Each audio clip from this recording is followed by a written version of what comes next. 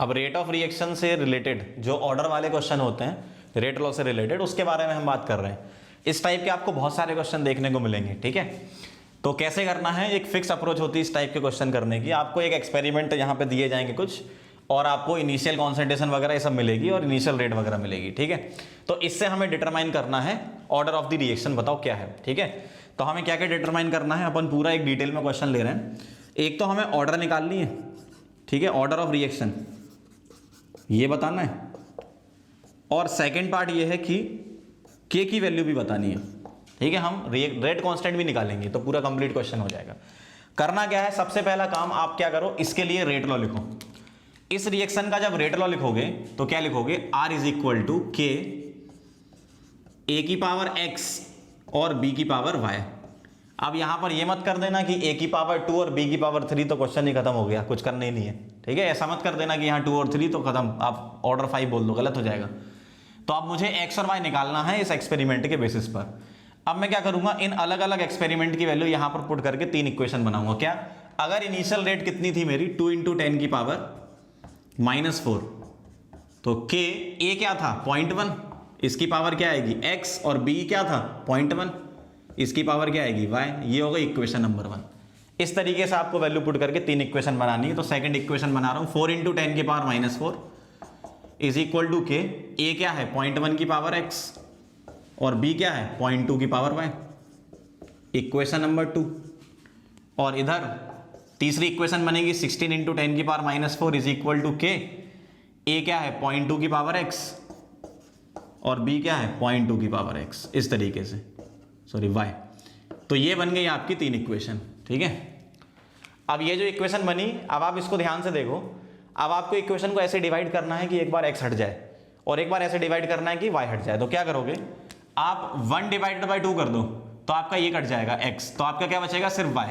तो मैं क्या कर रहा हूं 1 / 2, तो लेफ्ट साइड क्या आएगा, ये पूरा कट गया, यहां से 2/4 कितना हो गया 1/2 इज इक्वल टू के कट गया, ये कट गया, ये क्या बचा 1/2 की पावर y, ठीक है। इसको मैं लिख सकता हूं 1/2 की पावर 1। अब कंपेयर करा दो तो y इज इक्वल टू क्या आ गया 1, मतलब order with respect to b आ गई आपकी 1। इस तरीके से करना है, ठीक है। बहुत ही सिंपल क्वेश्चन होते हैं।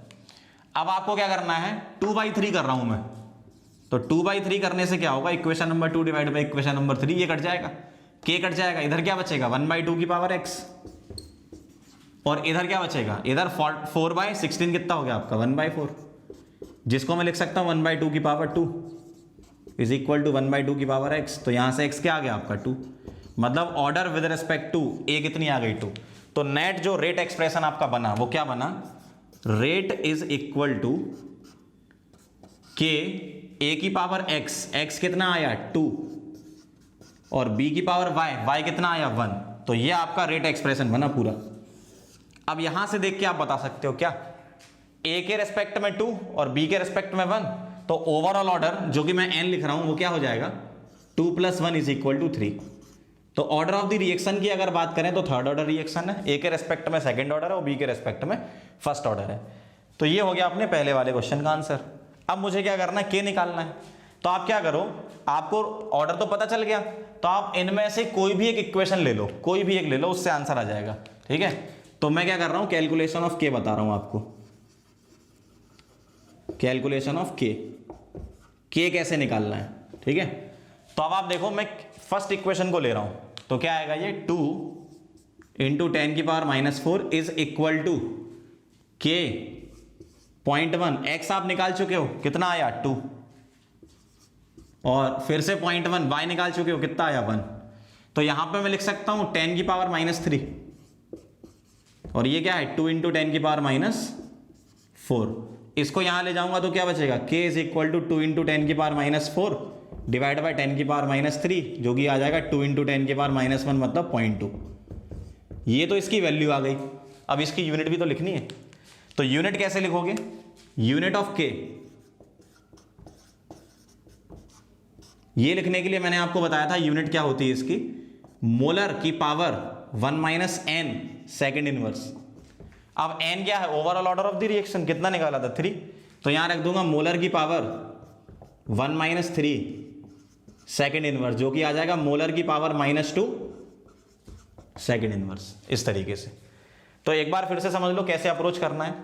आपको एक टेबल बना के दे देंगे, यहां पर इनिशियल रेट लिखी होगी और रिएक्टेंट की कॉन्सेंट्रेशन वगैरह दे रखी होगी। अब क्या करोगे आप, रेट लॉ लिखोगे। किसके लिए, इस इक्वेशन के लिए, क्योंकि आपको रेट लॉ में रिएक्टेंट तो चाहिए पड़ेंगे ना। लेकिन जो यहां पर कोफिशिएंट है वो मत लिखना, एक्स और वाई लिख देना। अब जितनी भी यहां पर एक्सपेरिमेंट दिए हैं उन एक्सपेरिमेंट के आप रिएक्शन बनाओ, इक्वेशन बनाओगे और इक्वेशन में ऐसे डिवाइड करोगे कि एक बार एक्स कट जाए और ऐसा होगा कि हमेशा कटेगा, ठीक है। और एक बार ऐसे डिवाइड करोगे कि वाई कट जाए। अगर एक्स कट रहा है तो वाई आ जाएगा, वाई कट रहा है तो एक्स आ जाएगा, इस तरीके से जैसे मैंने करके आपको बताया। तो overall order of the reaction आपको पता चल जाएगी रेट लॉ के एक्सप्रेशन से।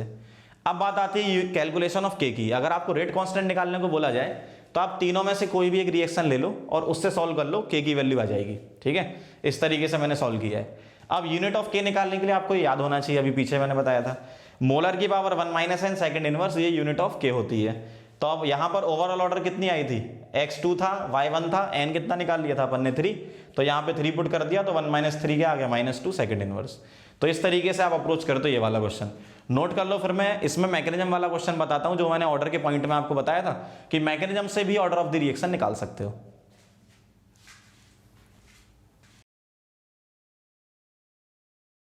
अगला क्वेश्चन स्टार्ट करते हैं। अगले क्वेश्चन में क्या कह रहे हैं, इस टाइप के भी एक क्वेश्चन होते हैं। देखो, एक तो होता है टेबल वाला जिसमें आपको न्यूमेरिकल मिलता है, ठीक है, और एक है इस टाइप का क्वेश्चन, ठीक है, इक्वेशन वाला। तो अब इक्वेशन वाले क्वेश्चन में कैसे करोगे, इसका भी एक फिक्स तरीका होता है जैसे पिछले वाले क्वेश्चन का है।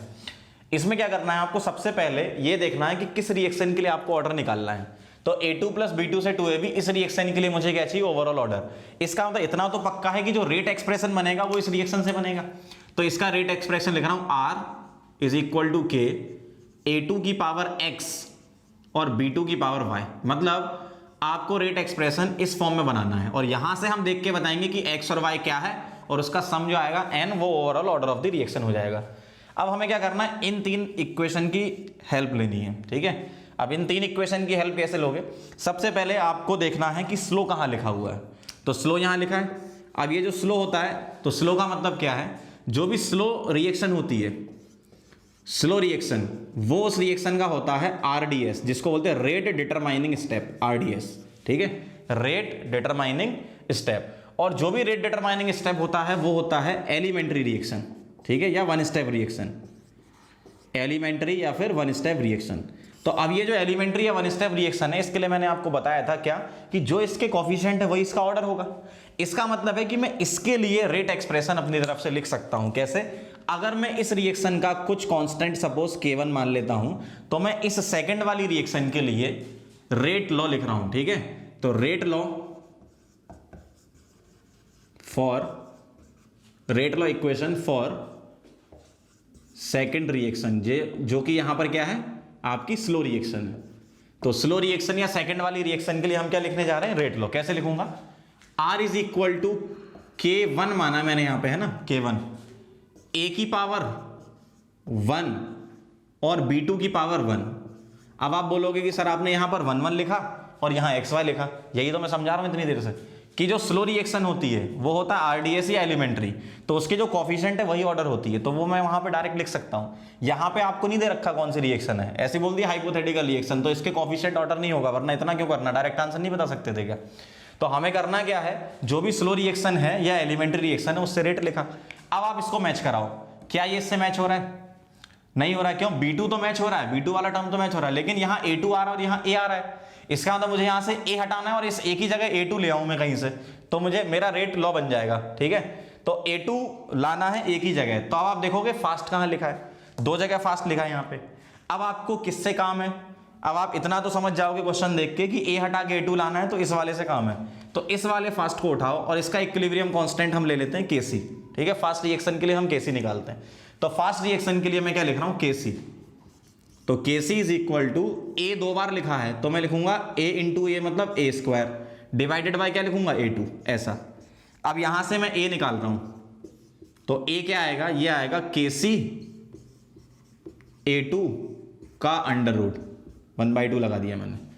अब इस A को यहां पुट कर दो तो आपका एक्सप्रेशन बन जाएगा। देखो कैसे, R = K1, A की जगह रख रहा हूं मैं Kc A2, इसकी पावर क्या 1/2 और B2।